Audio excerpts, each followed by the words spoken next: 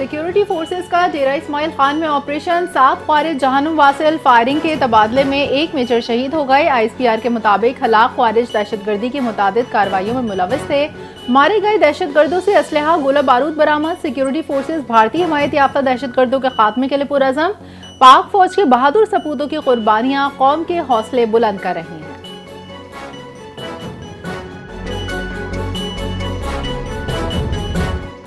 غزہ امن معاہدہ مشرق وسطی میں دیر پام کا تاریخی موقع ہے۔ غزہ میں نسل کشی کے خاتمے کے لیے معاہدے کا خیر مقدم کرتے ہیں۔ سماجی رابطے کی ویب سائٹ ایکس پر اپنے پیغام میں وزیر اعظم شہباز شریف نے لکھا کہ صدر ٹرمپ کی کوششیں عالمی امن کے لیے غیر متزلزل عزم کا ثبوت ہیں۔ قطر، مصر، ترکی کے کردار کو خراج تحسین پیش کرتے ہیں۔ وزیر اعظم نے اپنے پیغام میں کہا کہ فلسطینی قوم کی استقامت کو سلام پیش کرتے ہیں۔ وزیر اعظم نے مسجد الاقصی پر حالیہ اشتعال انگیز واقعات کی شدید مذمت کی۔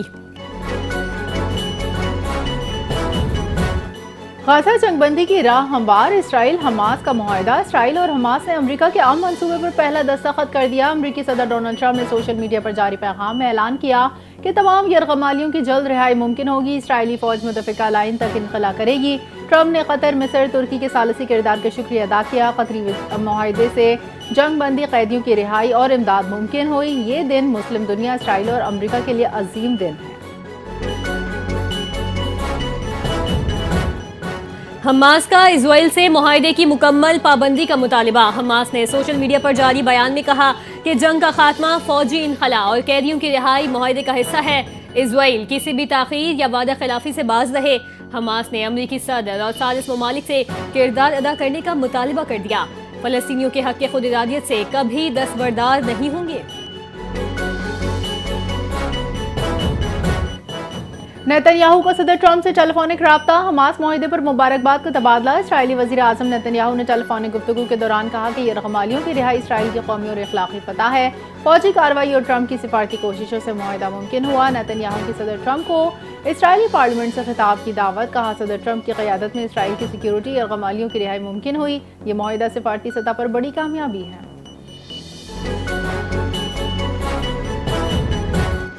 اقوام متحدہ کے سیکریٹری جنرل کا غزہ جنگ بندی معاہدے کا خیر مقدم۔ فریقین معاہدے کی مکمل پاسداری کریں تاکہ پائیدار امن قائم ہو۔ گوتریس نے کہا اب وقت ہے کہ جنگ ہمیشہ کے لیے بند کی جائے۔ غزہ میں امدادی سامان کا بلا تعطل داخلہ یقینی بنایا جائے۔ اقوام متحدہ انسانی امداد اور تعمیر نو میں بھرپور تعاون کرے گا۔ یو این سیکریٹری جنرل نے کہا اسرائیل اور فلسطین دو ریاستی حل کی جانب بڑھیں تاکہ دونوں اقوام ایک دوسرے کے ساتھ امن و سکون سے زندگی گزار سکیں۔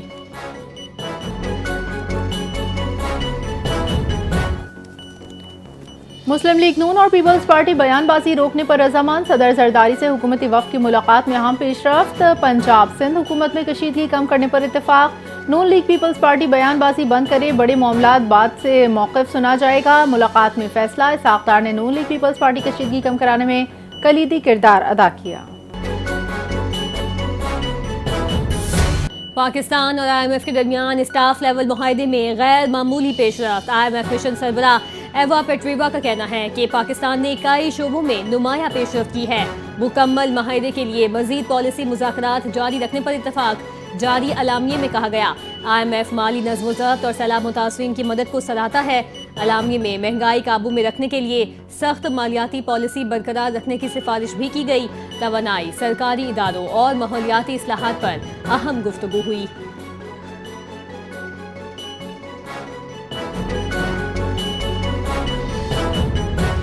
آزاد کشمیر میں سیاسی تبدیلی کے امکانات، حکومت بحران کا شکار۔ پیپلز پارٹی مسلم لیگ نون کا حکومت آزاد کشمیر سے علیحدگی کا فیصلہ۔ پیپلز پارٹی نے حکومت سے الگ ہونے کی قرارداد متفقہ طور پر منظور کر لی۔ وزارت عظمیٰ کے لیے چودھری یاسین، یعقوب، لطیف اکبر کے نام سامنے آ گئے۔ نون لیگی رہنما شاہ غلام قادر نے کہا اپوزیشن میں بیٹھنے کو ترجیح دیں گے۔ آزاد جموں کشمیر میں Noon League Peoples Party, Jammu Kashmir Peoples Party اور مسلم کانفرنس کی اتحادی حکومت ہے۔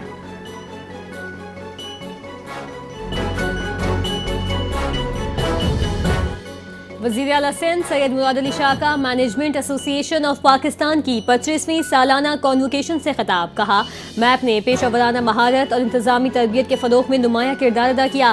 سندھ حکومت انفراسٹرکچر، ٹرانسپورٹ اور توانائی منصوبوں پر تیزی سے کام کر رہی ہے۔ K4 واٹر اسکیم اور بس ریپڈ ٹرانزٹ کی توسیع حکومت کی ترجیحات میں شامل ہے۔ مراد علی شاہ نے کہا ہمیں مل کر خوشحال، مضبوط اور مہارت یافتہ سندھ تعمیر کرنا ہے جو پاکستان کے لیے ترقی، گڈ گورننس اور مہارت کی مثال بنے۔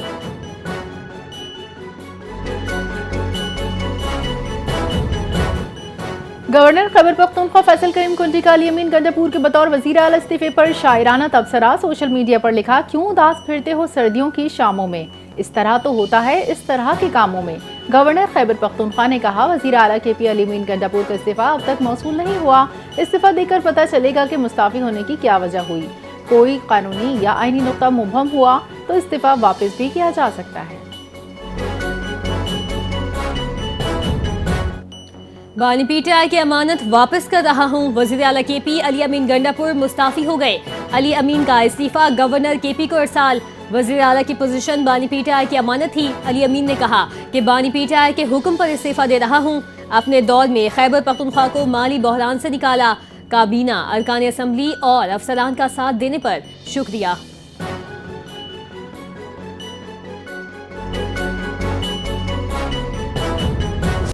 الیکشن کمیشن کا تحریک انصاف کو بڑا دھچکا، تمام اراکین اسمبلی آزاد قرار۔ الیکشن کمیشن کا کہنا ہے سپریم کورٹ کے فیصلے کی روشنی میں قومی اور تمام صوبائی اسمبلیوں میں اراکین آزاد شمار ہوں گے۔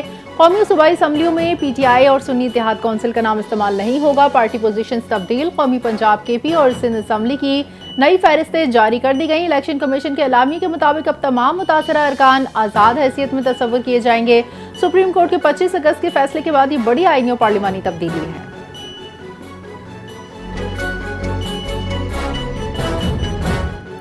بھارت کی نام نہاد جمہوریت عدم برداشت کا تماشا بن چکی ہے۔ بھارت اسلاموفوبیا اور نفرت کو ادارہ جاتی حیثیت دے چکا۔ اقوام متحدہ میں پاکستانی سفارتکار سائمہ سلیم نے بھارتی وفد کے بیان پر جواب دیتے ہوئے کہا کہ مسلمانوں کا قتل، مساجد کی مسماری، اقلیتی خوف میں زندگی گزارنے پر مجبور ہیں۔ پاکستان کا اقوام متحدہ میں موقف، بھارت نسل کشی کے مطالبے اور نفرت انگیز تقاریر کو معمول بنا چکا ہے۔ کشمیر بھارت کا اٹوٹ انگ نہیں، نہ کبھی رہا، سلامتی کونسل کی قراردادیں گواہ ہیں۔ سائمہ سلیم نے کہا پاکستان کشمیری عوام کے حق کے خود ارادیت کی غیر متزلزل حمایت کا اعادہ کرتا ہے۔ لاہور کی ضلعی کچہری سے فلک جاوید کا 2 روزہ جسمانی ریمانڈ منظور، جوڈیشل مجسٹریٹ نے جسمانی ریمانڈ سے متعلق تحریری فیصلہ جاری کر دیا۔ فلک جاوید پر ریاست مخالف ٹویٹ اور سائبر کرائم کے 2 مقدمات درج۔ فیصلے کے مطابق ملزمہ کا موبائل برآمد، مگر سوشل میڈیا اکاؤنٹس کے پاسورڈ دینے سے انکاری۔ تفتیشی افسر نے 15 روزہ ریمانڈ مانگا، عدالت نے 2 روز کا ریمانڈ دیا۔ فلک جاوید کے خلاف مقدمہ national cyber crime investigation agency نے درج کیا۔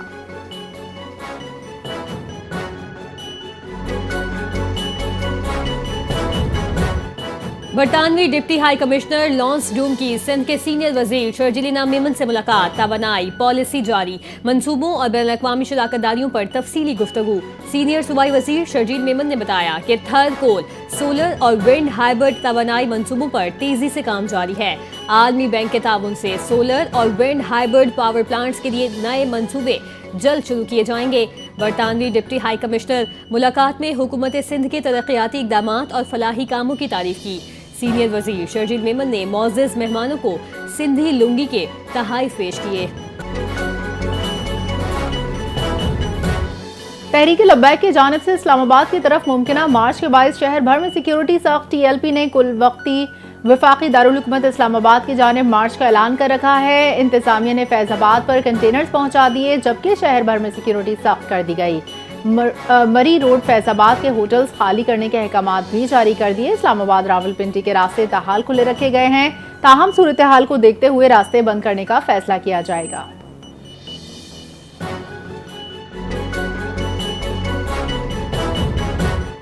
وزیر اعظم شہباز شریف نے وفاقی کابینہ کا اجلاس آج طلب کر لیا۔ اجلاس میں ملکی معاشی اور سیاسی صورتحال پر تبادلہ خیال کیا جائے گا۔ وزیر اعظم اپنے غیر ملکی دوروں کے حوالے سے کابینہ ارکان کو اعتماد ملیں گے۔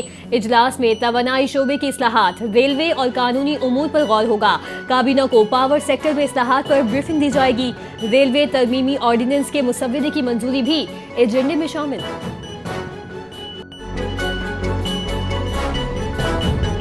بلاول بھٹو نے 18 اکتوبر بروز ہفتہ پیپلز پارٹی کی سی ای سی کا اجلاس طلب کیا۔ پیپلز پارٹی کے رہنماؤں کی بیٹھک بلاول ہاؤس کراچی میں ہوگی۔ اجلاس میں ملکی سیاست سے متعلق اہم فیصلے ہوں گے۔ مسلم لیگ نون کی پالیسیوں پر غور ہوگا۔ सिंध हुकूमत का कराची और लाड़काना मैट्रिक बोर्ड को सोलर एनर्जी पर मुंतकिल करने का फैसला। वजीर जामियात और तालीमी बोर्ड सिंध इस्माइल राहू ने कहा कि बिजली बहरान के बाइस लाड़काना और कराची मैट्रिक बोर्ड को सोलर एनर्जी पर मुंतकिल करने का फैसला किया है। सोलर सिस्टम से तालीमी बोर्ड को इम्तिहानी और दफ्तरी उमूर बिला तातुल जारी रखने में मदद मिलेगी। इस्माइल राहू का मजीद कहना था कि महकमा जामियात और बोर्ड सिंध में कानूनी और पॉलिसी इस्लाहात की गई हैं।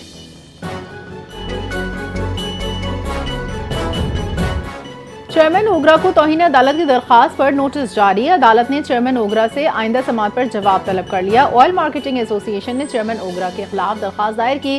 दरख्वास्त गुजार ने मौक़िफ़ अपनाया। अदालत के हुक्म के बावजूद ऑयल एडवाइजरी काउंसिल की हैसियत वाज़े नहीं की गई।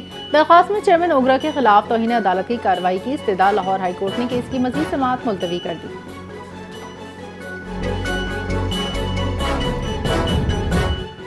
पाकिस्तान के पास वसाइल नहीं, पॉलिसी और मनसूबा बंदी की कमी है। 2035 तक पाकिस्तान को $1 ट्रिलियन मईशत बनाने का हदफ।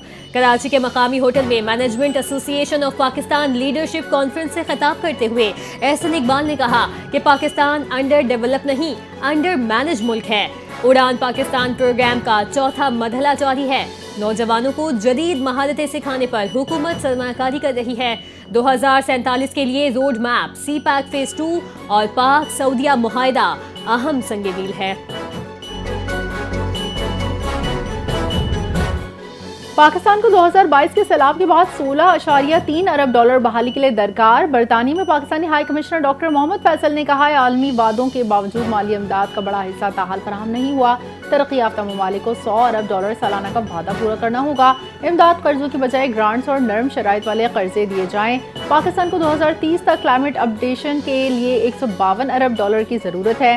पाकिस्तानी हाई कमिश्नर ने COP28 में कायम लॉस एंड डैमेज फंड फौरी फाल करने का मुतालबा कर दिया।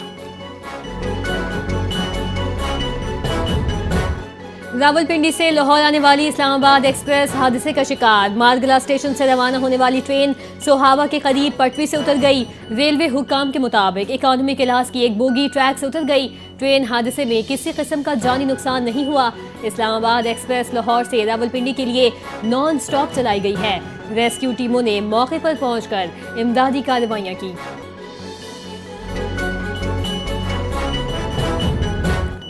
वज़ीर आला उत्तर प्रदेश के नापाक अज़ाइम, नाम नहाद सेकुलर भारत का खतरनाक चेहरा बेनकाब। मोदी हुकूमत का हिंदुत्व एजेंडा, अक़लियतों की मजहबी आज़ादी पर हमला। उत्तर प्रदेश के वज़ीर आला योगी आदित्यनाथ का सनातन धर्म को अपनाने का मुतालबा। खिताब में कहा अमन हमांगी के लिए संस्कृत और सनातन धर्म जरूरी हैं। अक़लियतों के मजहबी मकामात पर हमले और जबरी तब्दीली मजहबी आज़ादी का कत्ल है। उत्तर प्रदेश में मसाजिद शहीद अक़लियतों की शनाख्त मिटाने की साजिश जारी है। आलमी मार्केट में सोना पहली बार $4000 फी औंस की हद अबूर कर गया। माहिरीन के मुताबिक सोने में सरमायाकारी महफूज असासा और मुनाफा बख्श कारोबार बन गई। अमेरिका में शरह सूद में कमी, शट डाउन और तिजारती जंग ने सरमायाकारों का रुख बदल दिया। सरमायाकार आलमी कशीदगी और जोग्राफियाई तनाव से बचाव के लिए सोने की खरीदारी की जानिब माइल। सोने की कीमत में तेजी से इजाफा प्लैटिनम को भी पीछे छोड़ दिया। आलमी मंडी के असरात मकामी मार्केट में भी सोने की कीमत मुसलसल बढ़ती जा रही है।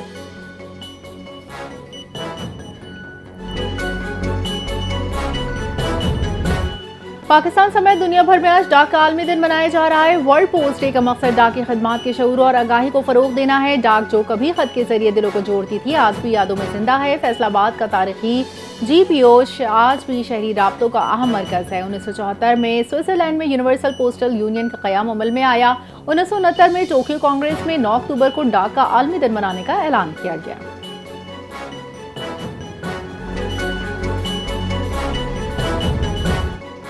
क्रिस्टियानो रोनाल्डो दुनिया के पहले खरबपति फुटबॉलर बन गए। रोनाल्डो की मजमूई दौलत $1.4 अरब, पाकिस्तानी करेंसी में 3 खरब 93 अरब रुपए से जायद।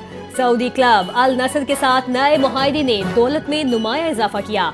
अमरीकी जरीदे ब्लूमबर्ग की ताज़ा तरीन बिलियनियर्स इंडेक्स के मुताबिक 2002 से 2023 तक तनख्वाहों से $550 मिलियन, स्पॉन्सरशिप और इश्तिहाद से करोड़ों की कमाई। Ronaldo, Michael Jordan, LeBron James और टाइगर वुड्स जैसे अरबपति एथलीट्स में शामिल। 2023 में रोनाल्डो की सऊदी फुटबॉल क्लब النصر منتقلی نے انہیں فٹ بال کی تاریخ کا سب سے زیادہ معاوضہ لینے والا کھلاڑی بنایا۔ ان کا یہ معاہدہ 177 ملین پاؤنڈ مالیت کا تھا۔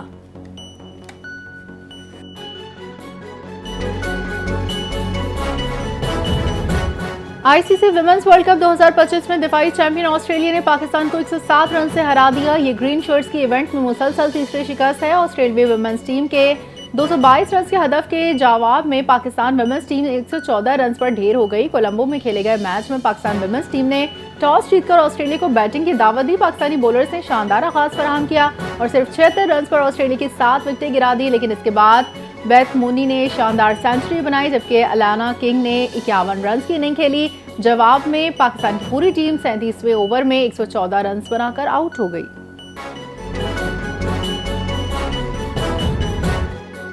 اور بلوچستان کی پہلی خاتون سونیا مصطفیٰ فیفا فٹ بال ریفری بن گئی۔ 25 سال کی محنت اور عزم سے نئی تاریخ رقم کی کوئٹہ کی سونیا نے سہولیات کی کمی کے باوجود خواب پورے کیے۔ لاہور میں فیفا فزیکل فٹنس ٹیسٹ کامیابی سے پاس کیا۔ نیشنل لیول پر بوائز اور گرلز میچز کی ریفری کے طور پر خدمات انجام دی۔ خواتین کھلاڑیوں کے لیے بلوچستان میں حالات بہتر مگر چیلنجز باقی ہیں۔ فٹ بال پلیئر سے ریفری بننے تک کا سفر آسان نہ تھا، مگر عزم، حوصلے اور جہد مسلسل نے سونیا مصطفیٰ کو بلوچستان کا فخر بنا دیا۔